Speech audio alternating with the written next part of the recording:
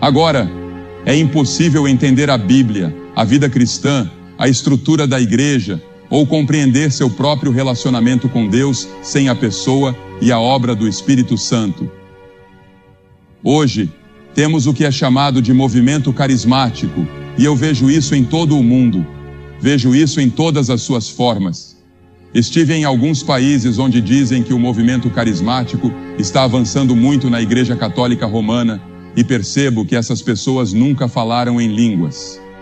Elas simplesmente tiveram uma nova experiência com Cristo e ainda assim se chamam carismáticas. E estão certas, porque todo verdadeiro cristão é carismático. Todo verdadeiro cristão é carismático. É da palavra carismático que obtemos nossa palavra carisma, que é o plural de charis, que significa dom, um dom de graça. Agora existem 20, 21 ou 19 dons, dependendo de como se conta. No meu livro eu digo 20, mas penso que é apenas uma lista exemplificativa dos dons do Espírito. Mas todo verdadeiro crente tem um dom do Espírito Santo. O dom de administração, o dom de ajuda, o dom de conhecimento, o dom de sabedoria, o dom de evangelista, o dom de pastor, o dom de mestre. Seja qual for o dom, ele é dado pela vontade do Espírito Santo. É um dom do Espírito Santo para você, para ajudá-lo, guiá-lo, fortalecê-lo, edificar o corpo de Cristo e testemunhar de Cristo ao mundo ao nosso redor. E nesse sentido, todo verdadeiro crente é carismático. Agora vamos examinar um pouco mais a palavra e a obra do Espírito Santo. Em primeiro lugar, ele não é uma coisa, não é um isso. Ouço pessoas dizerem, eu quero isso. Ele é uma pessoa. A Bíblia diz que ele não é algo, ele é alguém. Ele é Deus. Há 3 pessoas na Trindade, Deus Pai, Deus Filho, Deus Espírito Santo. Você pode dizer, eu não entendo isso. Nem eu. Não vou tentar explicar, pelo menos neste momento, exceto pela fé, que há um só Deus expresso em 3 pessoas, Deus Pai, Deus Filho, Deus Espírito Santo. Agora, a Bíblia ensina que o Espírito Santo é todo-poderoso. Miqueias 3:8 diz, mas quanto a mim, estou cheio do poder do Espírito do Senhor. A Bíblia diz que ele está presente em todos os lugares. Não importa onde você vá, ele está lá. Para onde me ausentarei do teu Espírito? Para onde fugirei da tua presença? Salmo 139. Essa é uma das razões pelas quais Cristo foi embora. Ele precisou sair do corpo humano, porque Cristo só podia estar em um lugar por vez. Ele estava limitado ao seu corpo. Ele foi embora para que o Espírito Santo pudesse vir em seu lugar e estar presente em todos os lugares ao mesmo tempo. O Espírito Santo pode estar em seu coração e no meu, mesmo que vivamos a 1000 milhas de distância. Ele disse, convém que eu vá, porque se eu não for, o Consolador não virá para vós, mas se eu for, eu o enviarei. Ele precisava ir para que o Espírito Santo pudesse vir e realizar sua grande obra ao longo da história da igreja. Agora, ele também tem todo o conhecimento. A Bíblia diz, mas Deus nos revelou pelo seu Espírito, porque o Espírito penetra todas as coisas, ainda as profundezas de Deus.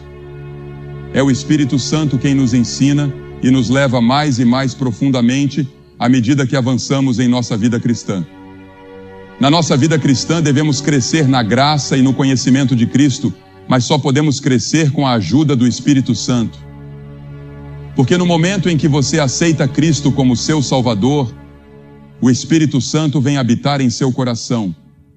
Seu corpo se torna o templo do Espírito Santo e ele está lá para ajudá-lo a viver a vida cristã. Não há uma pessoa nesta audiência que possa ser cristã sem o Espírito Santo. Não há uma pessoa nesta audiência que possa seguir a Cristo sem a ajuda do Espírito Santo. O Espírito Santo é extremamente importante. Ele é essencial em nossas vidas. A Bíblia também diz que o Espírito Santo possui todo o conhecimento. Mas Deus nolas revelou pelo seu Espírito, porque o Espírito penetra todas as coisas, até mesmo as profundezas de Deus. No livro de Apocalipse é dito que ele tem 7 olhos. O número 7 representa a perfeição nas Escrituras. Ele tem 7 olhos, olhos perfeitos. Ele vê tudo o que acontece. Ele sabe o que ocorre no seu coração. Ele sabe o que se passa na sua mente. Nada está escondido dele. O poder de sondar e investigar do Espírito Santo, com esses 7 olhos que enxergam em todas as direções, confere a ele conhecimento perfeito. A Bíblia também diz que ele é eterno. Em Hebreus 9:14 encontramos a expressão o Espírito Eterno. Ele é coeterno com Deus Pai e Deus Filho.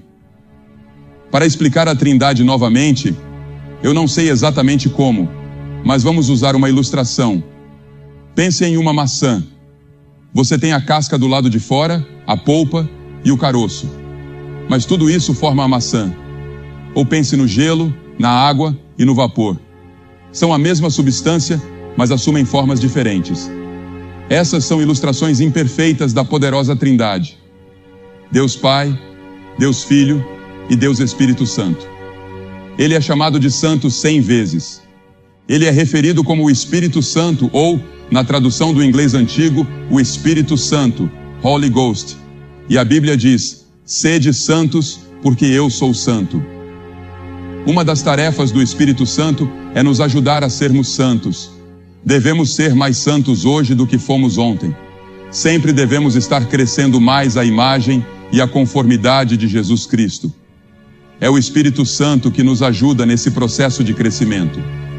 A Bíblia também ensina que onde Ele está, há liberdade. Nosso irmão há pouco mencionou a liberdade que ele tem em Jesus Cristo. Ele nos liberta da escravidão da lei e do legalismo. Porque veja, mesmo que você seja escravo do pecado, das drogas, do álcool ou do que quer que seja, Jesus disse que você é escravo do pecado. Mas Jesus Cristo vem e nos liberta por causa de sua morte na cruz. O Espírito Santo também nos liberta. Onde está o Espírito, aí há liberdade.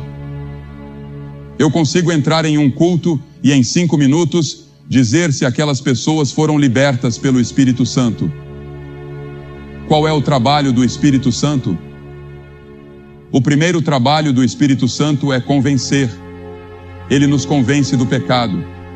E quando ele vier, convencerá o mundo do pecado, da justiça e do juízo. Em João 16, ele usa as orações de uma mãe, como nosso irmão mencionou há pouco, ou uma experiência trágica, ou o sermão de um pastor, ou alguma outra experiência. Talvez esta transmissão, ele usará isso para convencer você do seu pecado e da necessidade de entregar totalmente sua vida a Jesus Cristo. Esse é o trabalho do Espírito Santo e muitas vezes ele nos incomoda. Já vi pessoas se levantarem de seus assentos, virem até a frente e balançarem o punho na minha direção, tão incomodadas estavam pelo Espírito de Deus. Mas elas voltam. Um homem voltou na noite seguinte e aceitou Cristo. Outro veio às 5 da manhã até nosso hotel para receber Cristo. O Espírito Santo às vezes deixa você com raiva. Ele o incomoda.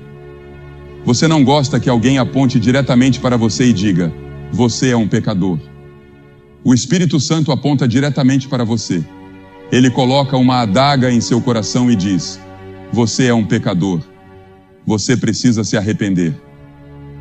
Não gostamos de ouvir isso, mas esse é o trabalho do Espírito Santo. E sem o trabalho do Espírito Santo, você nunca poderia ir para o céu. Você nunca poderia ter seus pecados perdoados. Você nunca poderia ser salvo. O Espírito Santo tem trabalhado com alguns de vocês durante toda a semana, quer você tenha estado aqui ou não. Em segundo lugar, ele dá nova vida. Veja, a Bíblia diz que estamos mortos em pecados e transgressões. Nosso espírito interior, feito à imagem de Deus, está morto para Deus. E o que a humanidade precisa? Hoje à noite a humanidade precisa de vida. Todos pecaram, portanto, todos estão mortos para Deus. E um homem morto precisa de vida. O Espírito Santo vem para nos dar essa nova vida em Jesus Cristo. Bertrand Russell escreveu uma vez a um amigo, eu só conseguia pensar em suicídio por causa do homem e de suas obras. A noite cai impiedosa e sombria. É assim que você se sente? A noite está caindo impiedosa e sombria para você? Veja, o homem sem Deus está morto. Mas Jesus disse: se alguém não nascer de novo, não pode ver o reino de Deus. Você precisa nascer de novo. E é o Espírito Santo quem realiza o trabalho de fazer de você uma pessoa nascida de novo. É um ato sobrenatural, não por obras de justiça que nós tenhamos feito. Nenhuma das suas boas obras ou coisas boas que você fez irão salvá-lo. Paulo disse a Tito: mas segundo a sua misericórdia, ele nos salvou. Somos salvos pela misericórdia de Deus, pela graça de Deus. Eu não mereço o céu. Eu não mereço ter meus pecados perdoados. Eu não mereço ser salvo. Eu não mereço ter esta paz no meu coração. Eu não mereço esta alegria profunda e constante que tenho. É pela graça, pela misericórdia. Algo que eu não mereci, algo pelo qual não trabalhei. Eu simplesmente recebi um presente, o presente de Deus, o presente da salvação. Mas segundo a sua misericórdia, Ele nos salvou pelo lavar regenerador e renovador do Espírito Santo. É o Espírito Santo que faz isso. E então, em terceiro lugar, como já mencionei, Ele habita em nós. Muitos de vocês estão espiritualmente mortos e sobrecarregados com os problemas ou com a vida na qual vivemos hoje, nesta cultura hedonista. O Espírito Santo pode vir até você e habitar em você neste exato momento. Você pode recomeçar uma vida totalmente nova, a vida do Espírito, o Espírito Santo habitando em você, o Espírito Santo pulsando vida espiritual através de você e em você. Eu porei o meu Espírito dentro de vós e farei que andeis nos meus estatutos e guardareis os meus juízos e os cumprireis, diz Ezequiel 36. Pense nisso. Deus disse: eu porei o meu Espírito dentro de vós. Eu virei para habitar em vós. Pense no seu corpo como a morada de Deus. E é isso que acontece. Seu corpo se torna o templo onde Deus habita pelo seu Espírito Santo. É por isso que nunca devemos levar nada impuro para dentro de nossos corpos. É por isso que devemos disciplinar nossos corpos. É por isso que devemos cuidar de nossos corpos, porque são o templo do Espírito Santo. Deus ama o seu corpo. Ele não quer que ele seja poluído e contaminado por desejos carnais e coisas às quais você se entrega. Ele habita convosco e estará em vós, disse Jesus no texto que lemos. Não sabeis vós que sois o templo de Deus e que o Espírito de Deus habita em vós?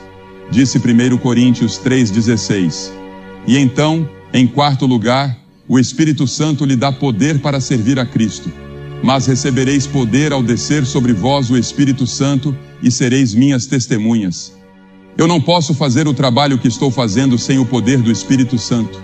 As pessoas sempre, sabe, coitadas delas. Eu amo os repórteres de jornal. Alguns deles são meus melhores amigos, mas muitos, que não conhecem a Cristo, não conseguem compreender o que está acontecendo. Eles estudam, tentam penetrar o assunto e tentam descobrir. Acham que é propaganda, acham que é promoção, pensam que é outra coisa. Um sujeito disse que sabia o segredo de por que as multidões vinham para essas reuniões. Ele disse que era por causa dos meus olhos. Bem, você não consegue ver meus olhos da quarta fileira para trás. Não, eu vou lhe dizer o segredo. É o Espírito Santo, o Espírito de Deus, onde Cristo é exaltado. Eu não afirmo ser um grande pregador. Sou apenas um comunicador da mensagem de Deus. Ele me chamou e me deu esse dom. Ele deu a Cliff o dom dele. Ele deu a Ted o dom dele. Ele deu a Bev Shea o dela, a John o dele e a todos esses membros da equipe. Ele deu a eles dons diferentes. Ele dá conforme sua vontade. Há alguns membros da equipe que temos conosco aqui e algumas pessoas que conseguem fazer coisas que eu daria qualquer coisa em minha posse para ser capaz de fazer, seja em termos de organização, seja em termos de música. Eu gostaria de poder cantar como algumas dessas pessoas. Eu não consigo cantar uma nota.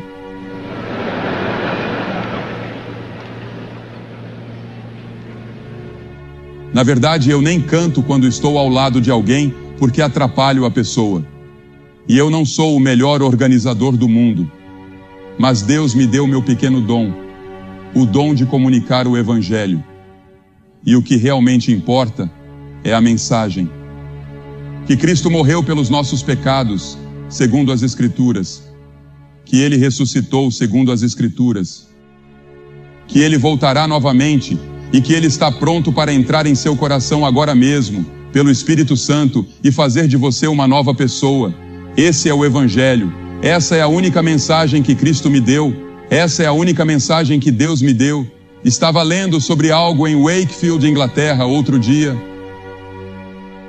Uma mulher tentou passar no teste de direção 38 vezes e falhou 38 vezes. Talvez você tenha tentado tantas vezes assim para obter uma licença espiritual para sentar no banco do motorista da sua vida, mas isso não deu certo. Quantas pessoas foram a reuniões, rededicaram suas vidas, vieram à frente ou saíram de lá dizendo: vou viver de maneira diferente ou vou fazer melhor. Mas isso simplesmente não funcionou. Esta pode ser a 38ª vez. E hoje à noite pode funcionar porque você vai entregar sua vida a Cristo da maneira certa, pelo arrependimento dos seus pecados e pela fé em Cristo. E o Espírito Santo virá de forma sobrenatural, renovará você e lhe dará uma nova natureza. E então, o Espírito Santo produz o fruto do Espírito. Quais são os frutos? 9 deles. Mas o fruto do Espírito é amor, alegria, paz, longanimidade, benignidade, bondade, fé, mansidão e domínio próprio. Esses frutos são produzidos pelo Espírito Santo. Há pessoas que você pode não conseguir amar naturalmente. Elas simplesmente não são do seu tipo. Mas o Espírito Santo lhe dará o poder de amá-las. E a maior coisa do mundo, o que é? O amor. A maior evidência de que você conhece a Cristo é o amor. E você não consegue amar essa pessoa? Bem, eu sei que há algumas pessoas que são difíceis de amar, mas o Espírito Santo pode amar através de você. Ele pode amar através de você. E então, você não sente alegria. Há muitas vezes que sinto que não tenho alegria e me ajoelho e digo: Senhor, onde está o fruto do Espírito da alegria em minha vida? E a alegria está lá, lá no fundo. É um rio profundo. Independentemente das circunstâncias, há um rio de alegria. E então a paz que excede todo entendimento vem do Espírito Santo. Seja qual for a situação, deixe o mundo desmoronar, eu tenho paz no meu coração. Eu sei para onde estou indo, sei de onde vim e sei por que estou aqui, pelo Espírito Santo. Você conhece a Cristo? Veja, o Espírito Santo vem para fazer isso. Ele vem para magnificar, glorificar e exaltar o Filho. João 16:13 diz: Ele não falará de si mesmo. O Espírito Santo não falará de si mesmo. Em outras palavras, não devemos sair por aí dizendo: o Espírito Santo isso, o Espírito Santo aquilo, e ignorar Cristo. Ele veio para magnificar o Senhor Jesus Cristo. Ele veio para glorificar Cristo. E o Espírito Santo se alegra quando você glorifica Cristo em sua vida. Agora, a Bíblia diz que você pode pecar contra o Espírito Santo. A Bíblia diz que você pode irritar o Espírito. A Bíblia diz que você pode entristecer o Espírito. A Bíblia diz que você pode mentir contra o Espírito Santo. A Bíblia diz que você pode tentar o Espírito Santo. A Bíblia diz que você pode resistir ao Espírito Santo. E se você resistir ao Espírito Santo, não há perdão. Porque veja bem, é o Espírito Santo que o atrai a Cristo. É o Espírito Santo que o convence de sua necessidade de Cristo. E se você resistir a Ele, continuar resistindo, seu coração ficará cada vez mais endurecido. Então, não há mais arrependimento, não há mais salvação. Há apenas um caminho de salvação, e esse caminho é Cristo. É uma coisa solene resistir ao Espírito Santo. Você percebe a voz dele e ainda assim recusa deliberadamente. É perigoso resistir ao Espírito. Aquele que rejeitou a lei de Moisés morreu sem misericórdia, sob o testemunho de 2 ou 3 pessoas. De quanto maior castigo cuidais, vós será julgado merecedor aquele que pisar o Filho de Deus e tiver por profano o sangue do pacto com o qual foi santificado e fizer afronta ao Espírito da graça.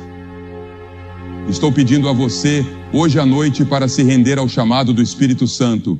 Estou pedindo que venha aos montes e diga: eu quero Cristo na minha vida para ser meu Senhor e meu Salvador, e quero ter certeza disso. Você pode ser fiel na igreja, mas realmente não conhece a Cristo. Ou você pode não ter nenhuma religião. Você pode ser católico, protestante, judeu, ou não ter religião alguma. Eu não sei quem você é ou o que você é, mas eu presumiria que a maioria das pessoas aqui hoje à noite frequentam igrejas. E eu conheço milhares de frequentadores de igrejas que precisam vir a Cristo de uma nova maneira e ter uma nova experiência com o Senhor Jesus Cristo, guiados pelo Espírito Santo. Porque veja, há muitas pessoas que precisam ser cheias do Espírito Santo. Eu não tenho tempo para me aprofundar no que significa ser cheio do Espírito Santo ou ser batizado com o Espírito Santo. Tudo isso está no meu livro, porque estou aqui esta noite para falar sobre o que o Espírito Santo pode fazer por você, bem agora, aqui e agora. E eu vou pedir que você se levante de onde está sentado. Centenas de vocês, como temos visto noite após noite. E quero que venham e fiquem aqui na frente da plataforma e digam ao vir: eu quero Cristo no meu coração. Quero saber que estou indo para o céu. Quero que meus pecados sejam perdoados. Quero começar uma nova vida. Se você está com amigos ou parentes, eles vão esperar. Se você está lá em cima, na galeria superior, levará cerca de 2 minutos. Então comece agora. Pode trazer seu amigo com você. Há milhares de vocês aqui esta noite que Deus tem falado ao coração. Levante-se e venha agora mesmo, rapidamente, e diga ao vir: eu quero Cristo no meu coração. Quero que o Espírito Santo entre na minha vida hoje à noite. Quero que Cristo perdoe meus pecados. Levante-se e venha rápido. Vamos esperar por você. Homens, mulheres, jovens, venham agora.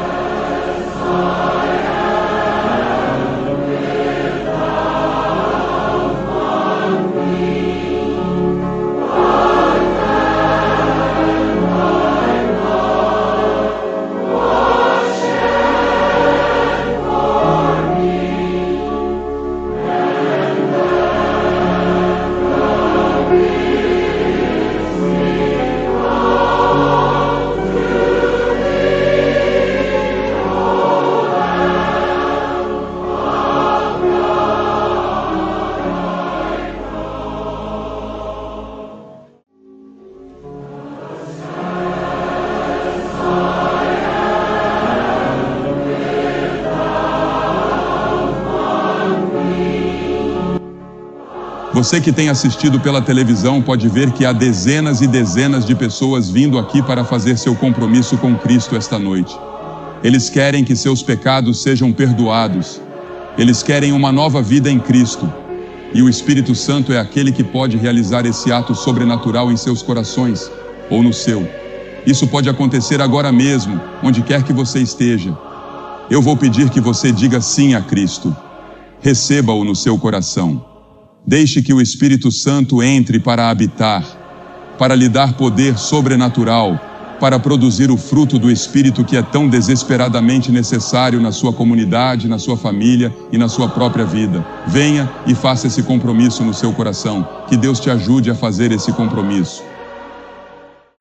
Naqueles dias, precisávamos caminhar para a escola cerca de 2 ou 3 quilômetros e voltar caminhando de tarde, depois que a escola acabava, e minha mãe tinha preparado um pequeno lanche para eu comer na hora do recreio. Ninguém me disse que haveria 2 intervalos, então tivemos um intervalo, por volta das 10 ou 10h30, para sairmos e nos alongarmos um pouco. E então, eu comi meu lanche muito rapidamente naquele momento. Bem, quando o horário do almoço chegou, às 12h30, eu não tinha mais nada para comer.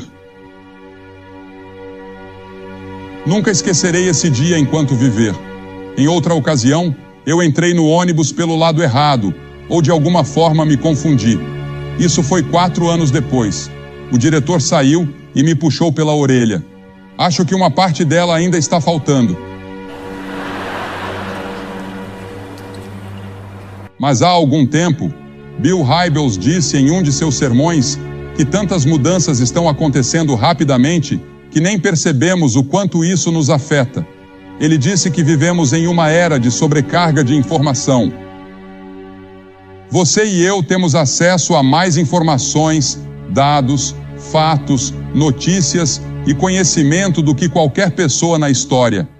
E a quantidade de informação no mundo está dobrando a cada 5 anos. Recebemos informações através de revistas e jornais e dizem que esquecemos até 80% em 24 horas. E praticamente tudo será esquecido quando alcançarmos a eternidade. Nicodemos, o homem de quem estávamos lendo na Bíblia, era um grande líder religioso, e ele veio de noite. Provavelmente ele tinha medo de críticas, ou desejava uma conversa privada com Jesus. Talvez esse fosse o único horário que Jesus poderia lhe dar. Ou talvez ele estivesse pensando em se comprometer de uma nova maneira. Muitos de vocês têm pensado há muito tempo sobre religião e cristianismo. Vivemos em um mundo revolucionário e em constante mudança. A capacidade moral do homem está ficando para trás em relação à sua capacidade tecnológica, o que pode significar desastre e catástrofe para toda a raça humana. Muitas pessoas sentem que algo está prestes a acontecer. Hoje, recebo mais perguntas sobre o fim do mundo do que em todo o resto do meu ministério reunido. As pessoas olham para o nosso mundo com toda a criminalidade e as manchetes gritando sobre assassinatos, e vemos a depravação moral em grande parte do nosso entretenimento. E nos perguntamos, estamos nos aproximando do fim? Estamos vivendo nos dias de Noé, como Jesus previu que viria um dia? Ouvi falar de um bêbado em Londres. Ele estava debaixo de um poste de luz, procurando sua carteira que tinha perdido. Alguém passou e perguntou, "Você a perdeu aqui?" Ele respondeu, "Não, foi cerca de meia quadra atrás." "Então por que não procura lá?" "Não há luzes lá," ele disse. Buscar é importante. Buscar propósito e significado é muito importante. Você tem propósito e significado na sua vida? Eu já contei várias vezes sobre um menino de 10 anos que foi até sua mãe e perguntou, "Mãe, como eu nasci?" E ela respondeu, "A cegonha trouxe você." Então ele foi até sua avó e perguntou, "Vovó, como você nasceu?" Ela disse, "A cegonha me trouxe." Ele perguntou, "E como minha mãe nasceu?" "Bem, a cegonha trouxe ela também."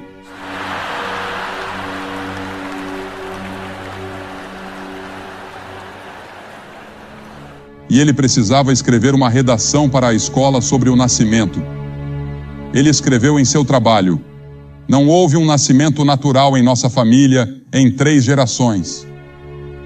Nicodemos ficou surpreso e chocado quando Jesus se voltou para ele e disse, "Nicodemos, você precisa nascer de novo." Se Cristo tivesse dito isso a Zaqueu, que estava roubando o povo de seu dinheiro, isso seria fácil de entender. Ou a mulher no poço, que já teve 5 maridos. Todos poderiam entender. O ladrão na cruz, culpado de roubo e violência, que implorou a Jesus dizendo, "Senhor, lembra-te de mim quando vieres no teu reino." Ou a mulher pega em adultério, mas dizer isso a um líder religioso como Nicodemos surpreendeu a todos. Veja, Nicodemos era um líder, ele era rico, ele era religioso. E mesmo assim, estava buscando a realidade, e é por isso que estava ali. Ele queria um preenchimento para a sua vida, algo que ele não havia encontrado em toda a sua religião. Deixe-me contar o quão religioso Nicodemos era. e vamos ver como você se compara. Ele jejuava 2 dias por semana. Passava 2 horas todos os dias em oração. Dava o dízimo de toda a sua renda. Era professor de teologia. Dedicava-se intensamente à sua religião. Mas Jesus disse: Nicodemos, tudo isso não é suficiente. Você precisa nascer de novo. Por que Jesus disse isso? Jesus podia ver seu coração.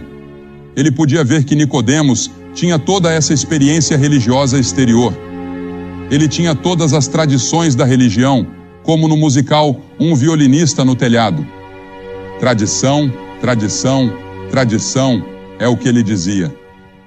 E temos tradições em nossa igreja e em todas as igrejas. Temos tradições e nos apegamos a elas. Mas tudo isso não é suficiente. Jesus disse: você precisa ter uma experiência pessoal com Deus. Você precisa me conhecer como seu Senhor e Salvador pessoalmente. Você não pode depender das suas tradições. Você não pode depender da sua família. Jesus disse a Nicodemos: Nicodemos, toda a sua religião não é suficiente. Por quê?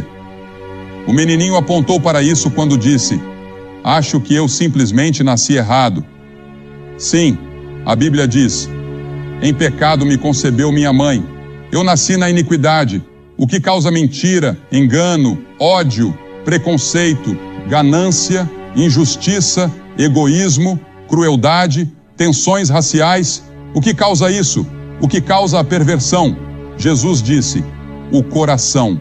Ele disse: mas o que sai da boca procede do coração e contamina a pessoa. Está em nossos corações. Nascemos com essa tendência para o pecado. E conforme envelhecemos, fazemos escolhas para pecar. Então nos tornamos pecadores por escolha. E depois nos tornamos pecadores por prática. Praticamos esse pecado. É uma doença pior que o câncer, pior que a AIDS. E o mundo inteiro está infectado. Você pode viver até os 70, 80, 90 ou 100 anos de idade. Mas seu espírito, sua alma, essa parte de você que viverá para sempre, seja no céu ou no inferno, essa parte está morta. Morta para Deus. E é pecaminosa. E é por isso que você precisa de perdão. É por isso que você precisa que Deus venha e o justifique. Você sabia que nesta noite, antes de sair daqui, você pode ser justificado diante de Deus como se nunca tivesse cometido um pecado? É disso que se trata a cruz. É disso que se trata a ressurreição. É disso que se trata o sangue de Cristo. Jesus veio para se entregar a você porque Ele o ama. E quando Ele morreu naquela cruz, Deus colocou todos os nossos pecados sobre Ele. Ele se tornou culpado de assassinato, de mentira, de adultério, de ganância. Todos os pecados que você e eu temos foram colocados sobre Ele. Ele fez isso voluntariamente porque Ele ama você. Deus ama você. Há muitas palavras usadas no Novo Testamento para pecado. Não vou tentar usá-las todas. Uma delas é desviar-se de um caminho reto. Todos nós, como ovelhas, nos desviamos. Isaías disse: todos nós nos desviamos, cada um para o seu próprio caminho.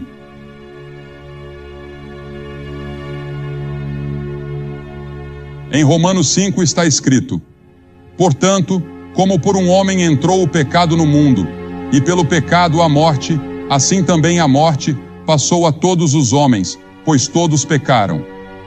Portanto, uma mudança radical deve ocorrer antes de você poder entrar no céu, antes de ser aceito por Deus.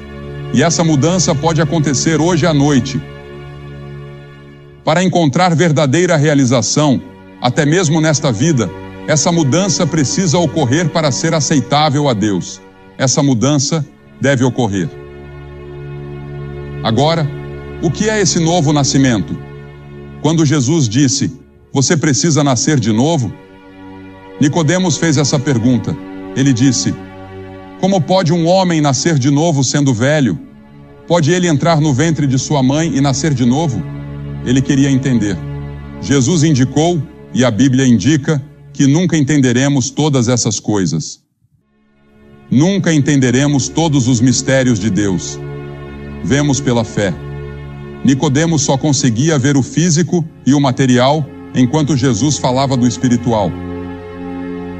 Quando Jesus disse, você precisa nascer de novo, ele não quis dizer que você vai herdar isso. Você não herda a salvação de seu pai ou de sua mãe. A Escritura diz em João 1:12, os quais não nasceram do sangue, nem da vontade da carne, nem da vontade do homem, mas de Deus. Eu poderia nascer em uma garagem, mas isso não me faz um automóvel. Você pode nascer em um lar cristão, mas isso não faz de você um cristão. Tem que haver um momento na sua vida em que você toma sua própria decisão e faz sua própria escolha.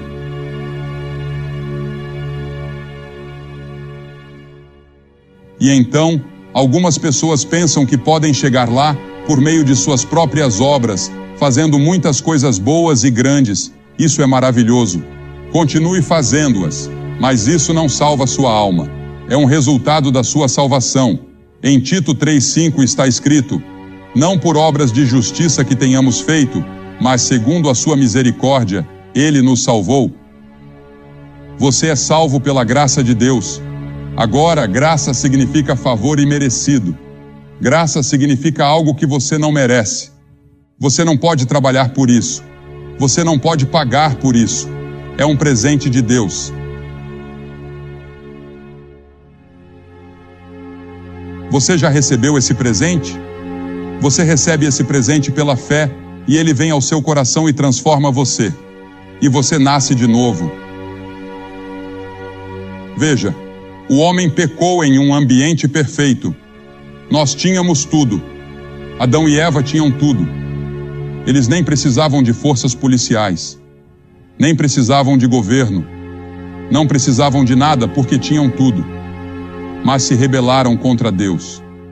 Pecaram contra Deus, e isso foi passado de geração em geração, até chegar a você e a mim, até que todos nós somos pecadores. Nascer de novo significa ser nascido na família de Deus. Em Ezequiel está escrito, também vos darei um novo coração e porei dentro de vós um novo espírito. Em Romanos, Paulo fala sobre isso como estar vivo dentre os mortos. Em 2 Coríntios, ele chama isso de ser uma nova criação. As coisas velhas passaram, eis que tudo se fez novo. Isso já aconteceu com você? Pedro disse que nos tornamos participantes da natureza divina. Que maravilhoso é se tornar participante da própria natureza de Deus. João chama isso de passar da morte para a vida. Você não está mais caminhando para a morte, destruição, inferno e julgamento. Você está caminhando para uma nova vida, uma vida eterna com Deus no céu. E você pode recebê-la hoje à noite. Bem, como esse novo nascimento acontece? Há um mistério nisso. A Bíblia diz, Jesus disse, o vento sopra onde quer. Eu não consigo ver o vento. Posso senti-lo. Posso ver os efeitos do vento. Mas não consigo ver o vento. O vento sopra onde quer. E há também uma analogia com o nascimento natural. Há a concepção, apenas alguns segundos quando o espermatozoide e o óvulo se unem. Depois, há a gestação, que dura 9 meses, e então o nascimento acontece. E o trabalho de parto pode durar alguns minutos, ou talvez alguns dias. Como isso se torna uma analogia para o novo nascimento? Bem, há a recepção da palavra de Deus. Isso é a concepção. 1 Pedro 1:23 diz, sendo de novo gerados, não de semente corruptível, mas da incorruptível, pela palavra de Deus, viva e que permanece para sempre. E em Romanos 10:17 diz, a fé vem pelo ouvir, e o ouvir pela palavra de Deus. Agradou a Deus salvar aqueles que creem pela loucura da pregação, ou declaração, ou proclamação. Também é obra do Espírito Santo. A Bíblia ensina que o Espírito Santo nos convence de nossos pecados. Você não pode vir a Cristo a menos que o Espírito Santo o convença e o atraia. João 16 diz: "E quando ele vier, convencerá o mundo do pecado, da justiça e do juízo." Ele usará as orações de uma mãe. Ele usará uma experiência trágica. Ele usará o sermão de um pastor. Ele usará um folheto ou algo que você tenha lido na Bíblia. O Espírito Santo dá nova vida. A Bíblia ensina que estamos mortos em pecado, mas Ele vos deu vida, estando vós mortos em ofensas e pecados. O homem precisa de nova vida, e essa nova vida é trazida pelo Espírito Santo. Esse é o novo nascimento. E isso pode acontecer com você nesta noite. Você pode sair daqui renascido e começar a vida de novo com Jesus Cristo, nascido do alto. Além disso, a Bíblia ensina que quando você recebe Cristo, o Espírito Santo vem habitar em você. Ele habita convosco e estará em vós. A Escritura diz: "Não sabeis vós que o vosso corpo é o templo do Espírito Santo e que o Espírito de Deus habita em vós? Ele lhe dá um novo poder, pois recebereis poder ao descer sobre vós o Espírito Santo." Esse poder pode vir de Deus a partir de hoje, começando nesta noite. Li sobre uma mulher que tentou fazer o teste de motorista pela 38ª vez e falhou na Inglaterra. Talvez você tenha tentado quase tantas vezes na religião, mas ainda não encontrou. Você ainda está procurando, ainda está se perguntando, ainda está incerto sobre o futuro, não tem certeza absoluta. Você foi batizado e confirmado, talvez, e você esteve na igreja, ou talvez seja um líder na igreja, mas algo está faltando, ainda há um vazio aí, ainda há uma busca aí, ainda há uma incerteza aí. Estou pedindo a você nesta noite que entregue o controle ao Espírito Santo para guiar e dirigir sua vida. Você pode fazer isso hoje à noite, e eu vou pedir que faça isso.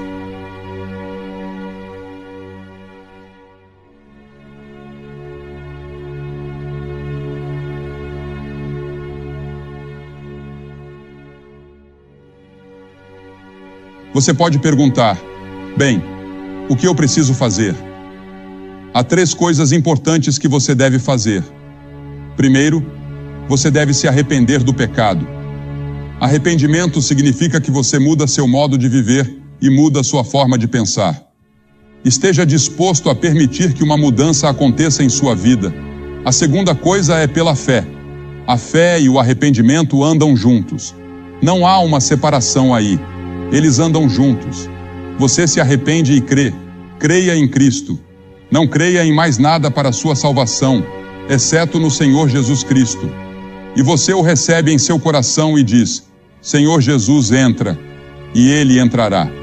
Então, a terceira coisa é obedecer a Ele. Diga: Senhor, eu sei que não posso viver a vida cristã, e Billy Graham não pode viver a vida cristã, e eu não posso. Se eu não tivesse a ajuda do Espírito Santo todos os dias, eu seria um fracasso total todos os dias. Quanto a viver a vida cristã, sou um fracasso grande parte do tempo. Mas é o Espírito Santo que vem e vive através de você e em você, e lhe dá um poder para resistir à tentação que você nunca teve antes, e lhe concede uma nova alegria e uma nova paz que você nunca soube que existia. Tudo isso pode ser seu nesta noite.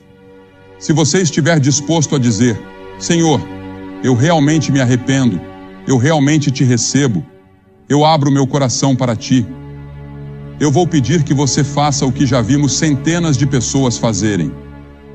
Vou pedir que você se levante do seu lugar, aqui na frente e aí atrás, bem no fundo, e venha e fique aqui na frente e diga, ao vir: eu realmente te recebo. Estou disposto a me arrepender dos meus pecados. Quero que haja uma mudança. Quero saber que fui salvo. Não tenho certeza de onde estou agora, mas quero saber. Levante-se e venha. Vamos esperar por você. E vou pedir que as pessoas estejam em oração por aqueles que estão tomando esses compromissos agora. E peço que ninguém saia. Este é o momento sagrado do serviço. Muito calmamente, deixem que as pessoas venham, aquelas para quem Deus está falando.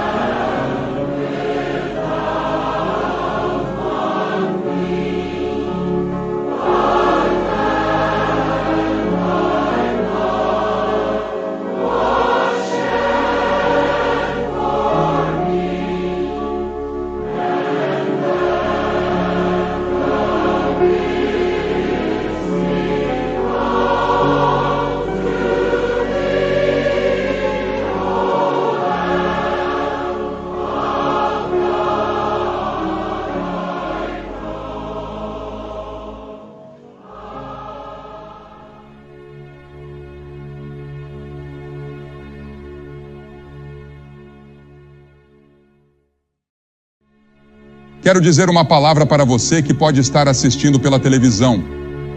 Não estamos ao vivo na televisão. Isso pode ser exibido várias semanas ou meses a partir de agora. Mas você participou deste serviço. Você ouviu a mensagem, ouviu a música, ouviu o testemunho e Deus falou com você. E você gostaria de entregar sua vida a Cristo nesta noite e ter certeza de seu relacionamento com Ele. Vou pedir que você pegue o telefone e ligue para aquele número que você pode ver na sua tela. A maioria das cidades terá esse número. Que Deus o ajude a tomar esse compromisso nesta noite.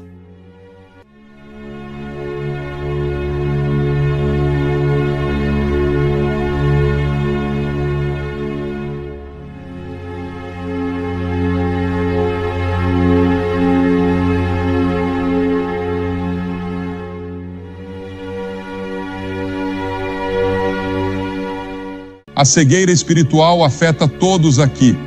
Há milhares de pessoas presentes esta noite que podem me ver aqui em cima, mas são cegas espiritualmente. E essa cegueira impede que você conheça verdadeiramente a Deus. Agora Bartimeu era um homem cego, e ele saiu do pequeno lugar onde passou a noite, sem esperança de que algum dia pudesse enxergar. Ele ia até o portão de Jericó e pedia esmolas às pessoas que passavam por lá. Pessoas que iam ao mercado ou seguiam para seus negócios naquele dia.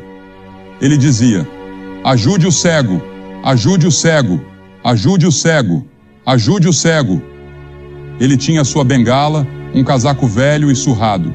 Ele havia pedido um pouco de pão a uma mulher enquanto seguia seu caminho e conseguiu um pouco de leite.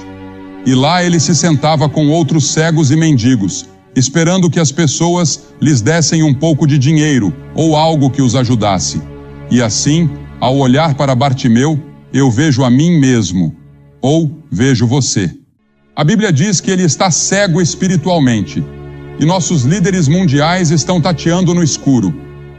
Eu ouço algumas dessas coisas na televisão, vindas de alguns de nossos líderes mundiais, e fico surpreso com a cegueira espiritual. E já conversei com alguns deles em particular. E às vezes, sinto vontade de estender a mão, sacudi-los e dizer que eles precisam de Cristo, porque Cristo poderia abrir seus olhos. E eu acho que somente os verdadeiros crentes sabem o que está errado com o mundo, porque o que está errado com o mundo é um problema espiritual. Agora Bartimeu não podia ver seus trapos. Ele não podia ver sua imundície. Ele também não podia ver a beleza. E de tempos em tempos, lemos sobre alguém vivendo em uma casa ou apartamento cheio de recipientes vazios, lixo e sujeira. e a pessoa que vive ali pode parecer levar uma vida perfeitamente normal e está bem vestida. Eu conheço uma casa assim agora, onde a senhora está sempre bem vestida.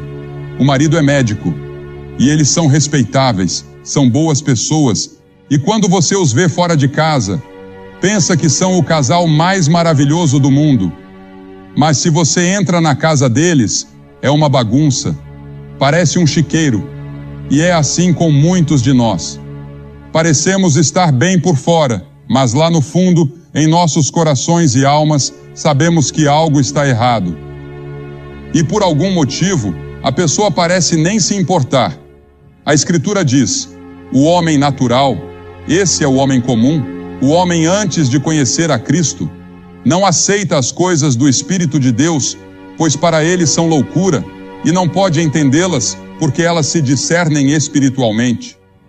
E parece tolice eu estar aqui e dizer que, porque Jesus Cristo morreu em uma cruz há 2000 anos e ressuscitou dos mortos, isso pode impactar sua vida hoje e agora, dando-lhe a segurança, a paz e a alegria que você nunca conheceu antes, ajudando a resolver muitos dos problemas de relacionamento que você enfrenta e lhe dando um senso de responsabilidade pelo seu próximo.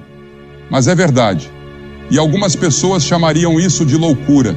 A Bíblia diz que a proclamação do Evangelho é loucura para os que perecem. Veja, você está cego pelo Deus deste mundo. E quem é o Deus deste mundo? Jesus o chamou de diabo, o príncipe do poder do ar, o príncipe deste mundo. Há uma outra força no mundo, e essa outra força também tem poder sobrenatural. E essa outra força é o diabo. E há um conflito em andamento, o conflito das eras, entre as forças de Deus e as forças do diabo. Você pode perguntar, por que Deus permite isso? Essa é uma grande questão. É um mistério de onde o diabo veio. Agora, a Bíblia nos diz no capítulo 28 de Ezequiel e também no capítulo 14 de Isaías, onde temos uma pequena visão disso e encontramos outras imagens e vislumbres ao longo das Escrituras. Mas há um diabo. Agora, ele não governa no inferno. Ele nunca esteve no inferno. Ele está vivo. Ele se estabeleceu neste planeta.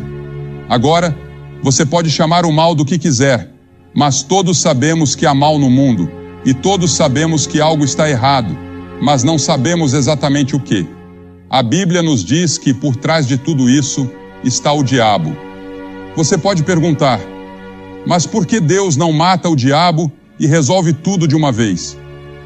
Bem, um dia Deus vai fazer exatamente isso. Ele não vai matá-lo, mas vai lançá-lo no lago de fogo. Mas esse dia ainda não chegou. Porém, o diabo já sofreu uma grande derrota. Houve uma grande vitória de Deus na cruz. A cruz parecia uma derrota para Deus, mas foi na verdade uma derrota para o diabo.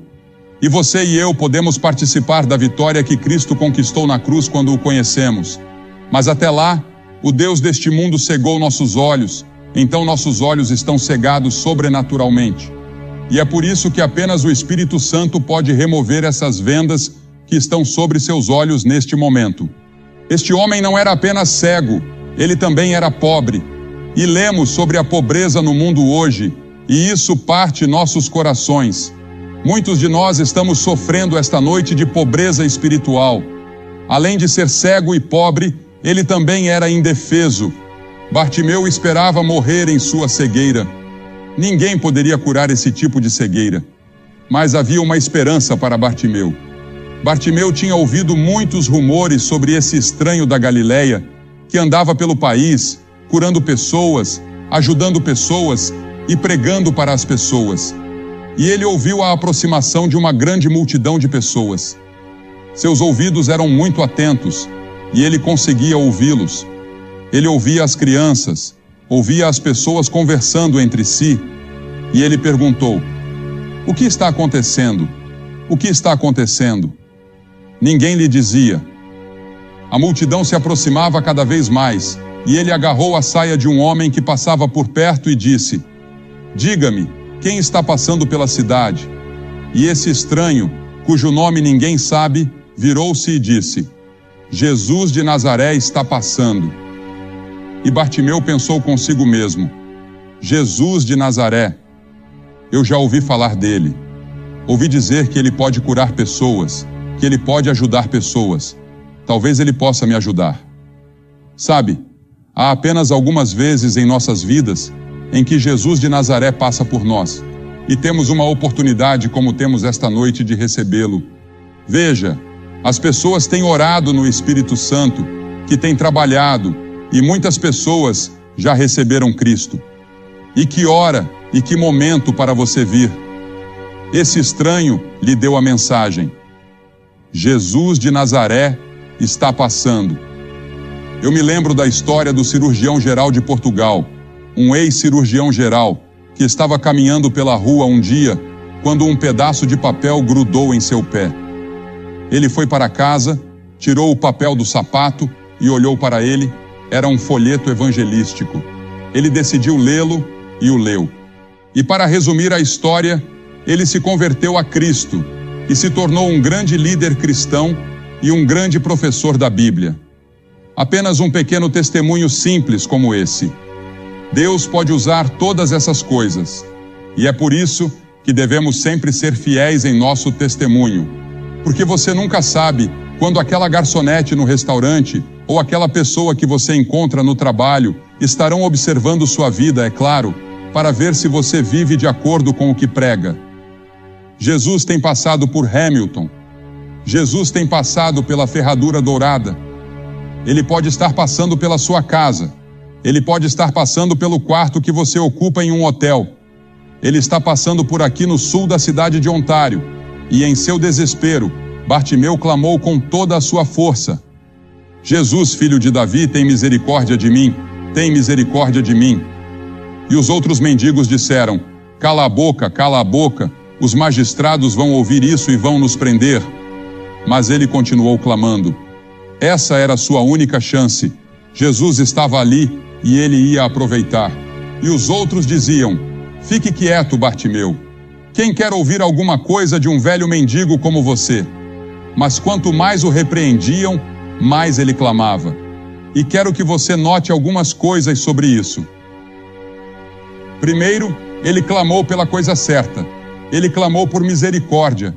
Ele precisava de outras coisas, mas o que ele mais precisava era de Cristo. Ele precisava de Deus. Tem misericórdia de mim, tu, filho de Davi, tem misericórdia de mim. Isso é o que todos nós precisamos esta noite, a misericórdia de Deus. Misericórdia. Quando eu estiver diante do tribunal de Cristo, não vou dizer: Senhor, eu quero justiça. Se eu receber justiça, vou acabar no inferno. Eu quero misericórdia, e Deus ofereceu sua misericórdia na cruz. E ele diz: eu vou te perdoar e te limpar de todo o pecado que você já cometeu. Você nunca terá que enfrentar o julgamento. Você nunca estará em perigo do inferno se entregar sua vida a Jesus Cristo. Então, primeiro de tudo, você tem que dizer: eu sou um pecador. Você tem que dizer isso a si mesmo e talvez a outras pessoas, assim como um alcoólatra. Antes de você poder ajudar um alcoólatra, ele precisa estar disposto a dizer: eu sou um alcoólatra, para que você possa ajudar. No vício em drogas, você tem que dizer: eu sou um viciado em drogas, preciso de ajuda. E quando você vem a Cristo, deve dizer: eu sou um pecador, preciso de ajuda, e ó Senhor Deus, por favor, me ajude. E então, a segunda coisa, ele não apenas clamou pela coisa certa, mas também clamou para a pessoa certa. Ele clamou ao Senhor Jesus Cristo, o Filho do Deus vivo, o único em todo o mundo que podia ajudá-lo, que estava bem ali. E todas as suas esperanças estavam centradas nele. A Bíblia diz que nenhum outro nome foi dado entre os homens pelo qual devemos ser salvos, exceto pelo nome de Jesus. Para quem iremos? Tu tens as palavras da vida eterna. Jesus havia dito: eu sou o caminho, a verdade e a vida. Ninguém vem ao Pai senão por mim. E este homem Bartimeu estava vindo da maneira certa. Ele estava vindo à pessoa certa. Ele estava vindo a Jesus, o Filho de Deus. E ele clamou no momento certo. Jesus estava passando. Suponha que ele tivesse esperado e dito: vou ver o que os escribas, os fariseus e os líderes religiosos têm a dizer sobre ele. Vou esperar até que ele venha a Jericó novamente. Jesus nunca mais voltou a Jericó. Ele pode nunca mais passar por aqui desta forma.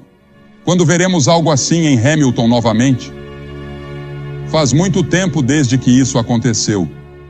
Muitas pessoas vieram e ouviram o Evangelho, e tantas pessoas trabalharam, oraram e creram, assim como fizeram aqui. E a igreja se uniu e cooperou como fizeram. E Deus tem falado, e muitas pessoas têm encontrado Cristo. E esta noite você pode encontrar Cristo. Agora, ele clamou naquele momento. A Bíblia diz: aquele que endurece o coração, sendo muitas vezes repreendido, será quebrantado de repente e sem remédio. Em outras palavras, quando você ouve o Evangelho e não faz nada a respeito, isso endurece um pouco mais o seu coração. O Espírito Santo de Deus continuará a falar com você, mas você não consegue ouvi-lo porque fica surdo. A Bíblia diz: Efraim está ligado aos seus ídolos, deixa-o. Chega um ponto, não sei onde ou quando, mas existe um ponto além do qual você pode chegar, onde seu coração está tão endurecido que mesmo que Deus continue falando, você não pode mais ouvir. Então venha agora, enquanto você tem uma oportunidade. O grande governador Félix tremeu quando Paulo estava falando com ele sobre o Evangelho e ele disse: vai-te, Paulo, quando eu tiver uma ocasião mais conveniente, chamar-te-ei. Mas ele nunca teve uma ocasião mais conveniente. Aquele foi o seu momento, aquela foi a sua hora diante de Deus, e ele não aproveitou. A Bíblia diz: agora é o tempo aceitável, agora é o dia da salvação, não amanhã. Pode ser que nunca haja um amanhã para você. Este pode ser o seu momento. Aquele que endurece o pescoço, sendo muitas vezes repreendido, será quebrantado de repente. Observe como Jesus atendeu à sua necessidade. Havia uma grande multidão de pessoas, e hoje em dia pensamos em termos de grandes multidões. Há uma grande multidão aqui esta noite. Disseram-me que são 18.000 pessoas. E pensamos em termos de multidões, pensamos em encher nossas igrejas, em encher um auditório ou ter uma grande multidão em um jogo. Pensamos em termos de multidões, mas é interessante que Jesus não só pregou para as multidões, mas os maiores sermões que acho que ele já pregou foram para indivíduos. Ele parou e ficou parado quando este homem cego o chamou. Uma grande multidão de líderes estava ao seu redor. Ele poderia ter dito: não tenho tempo, estou a caminho de Jerusalém para morrer pelos pecados do mundo. Mas ele parou em seu caminho para a cruz para ouvir o clamor deste mendigo. Ele parou de morrer na cruz para ouvir aquele ladrão dizer: lembra-te de mim quando entrares no teu reino. Ele parou quando uma mulher tocou em sua veste. E Jesus vai parar por você esta noite. Porque veja, ele vê você esta noite como se você fosse a única pessoa em todo o mundo. Ele não vê você como parte desta grande multidão. Ele vê você como você é. Ele conhece todos os seus pensamentos, todas as suas intenções e todas as lutas que estão acontecendo dentro de você. E a Bíblia diz que ele ama você e morreu por você. E se você fosse a única pessoa em todo o mundo, ele teria morrido por você.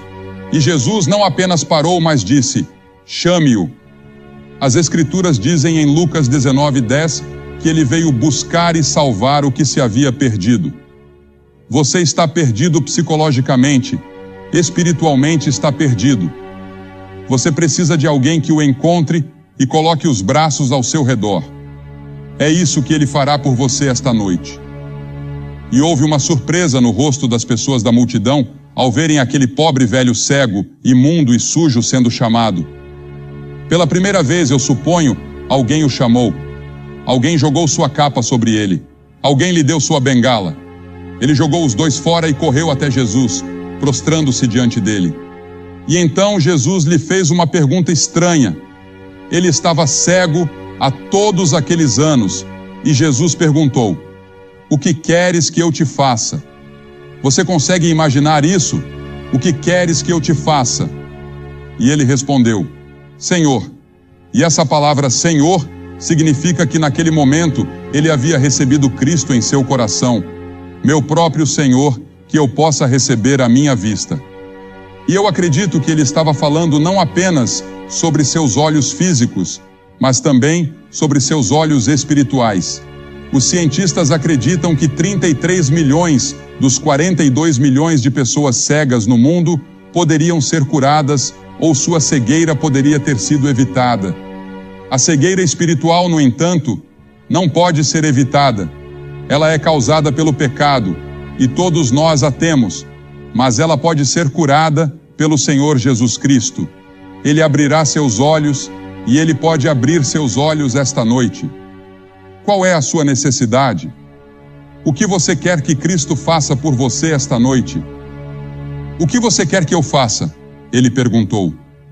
Alguns de vocês podem dizer: eu quero que Ele perdoe meus pecados. Quero que Ele me dê a certeza de que, se eu morresse neste momento, eu iria para o céu. Eu quero paz. Gostaria de rededicar minha vida.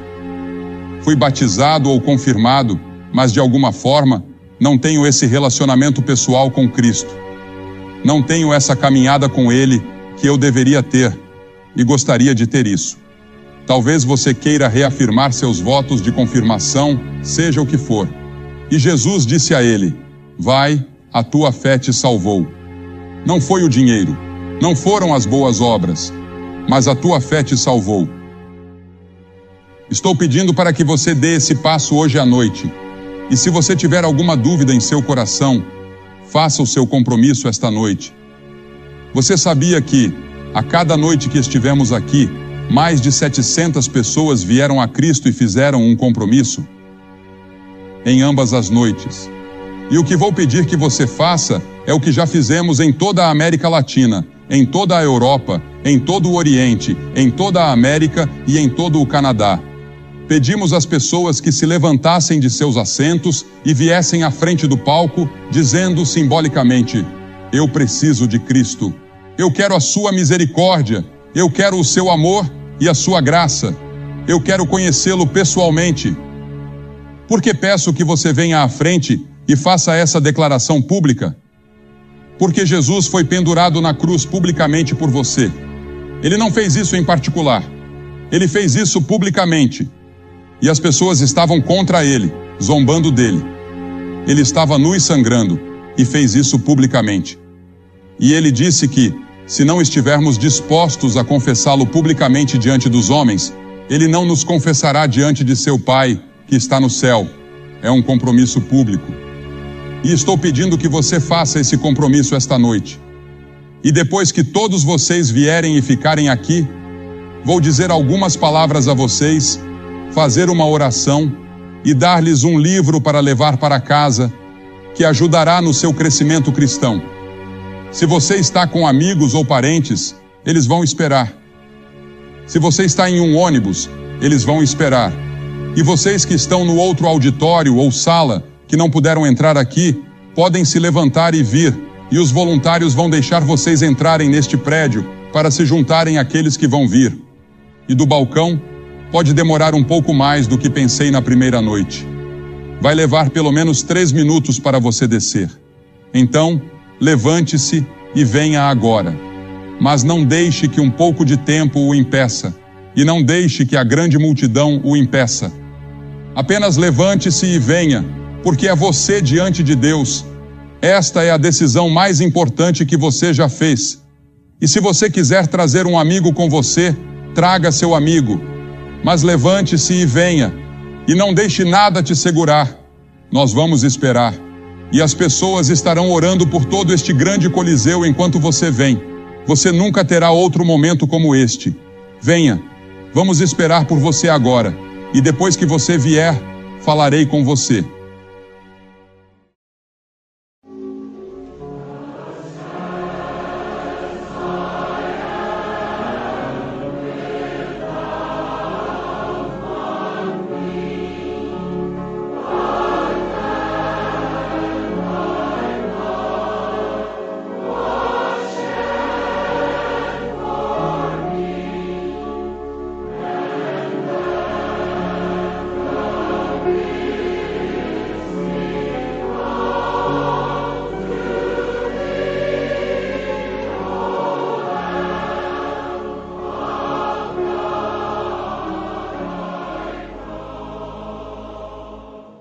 Você que está assistindo pela televisão, Deus tem falado poderosamente a centenas de pessoas, e centenas já vieram e ainda estão vindo.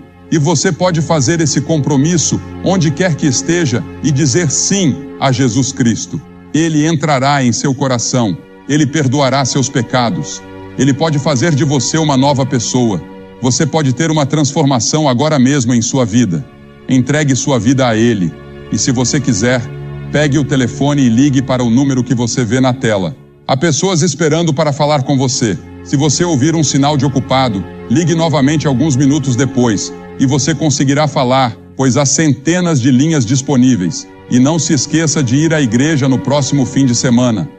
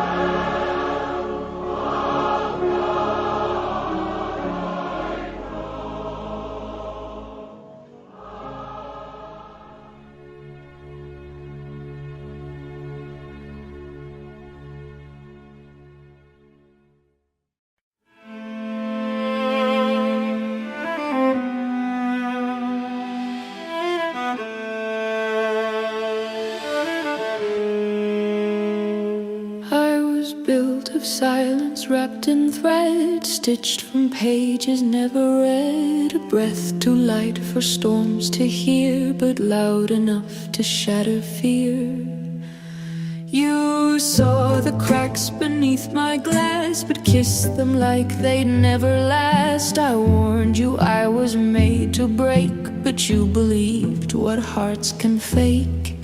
Porcelain hearts in thunder zones don't learn to bend, they break alone. I've got glass bones and paper skin, a fortress made too thin to win.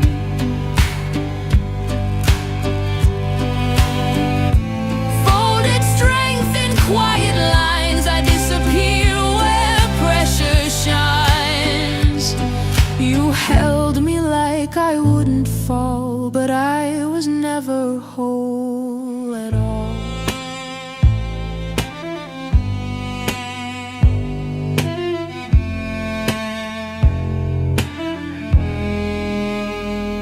I wrote my name in morning frost on windows where the years got lost. The sunlight burned it all too soon and left me shadowed by the moon. They called me fragile, called me fake, but never saw the toll it takes to walk on air, to smile through stone, to bloom in dirt that breaks your bones.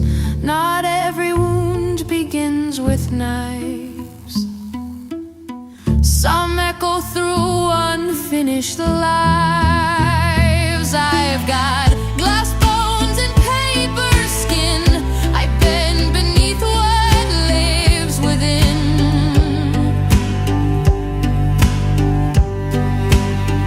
No siren sound when I collapse, just silence filling all the gaps. You thought I broke from outside in, but it was never that simple to begin. This isn't weakness, it's design to fracture slow and still look fine.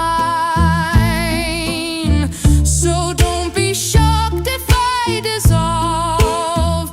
I'm not a puzzle you can solve. I've got glass bones and paper skin, but I've survived the fire within.